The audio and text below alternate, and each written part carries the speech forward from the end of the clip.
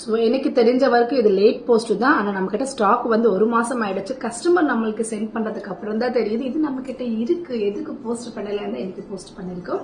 So நம்ம க்ளோஸ்ல காட்டலாம்.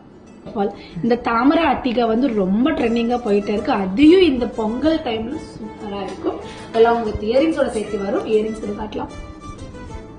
நல்லா இருக்கும், ரைட்? ரொம்ப நல்லா இருக்கும். பட் இது வந்து கொஞ்சம் ஆன்டிக் ஷேட்ல வரும், மைக்ரோ கோல்ட்ல வராது, ஆன்டிக் ஷேட்ல வரும். இந்த மாதிரி ஒரு விண்டேஜ் லுக்கு சூப்பரா இருக்கும்.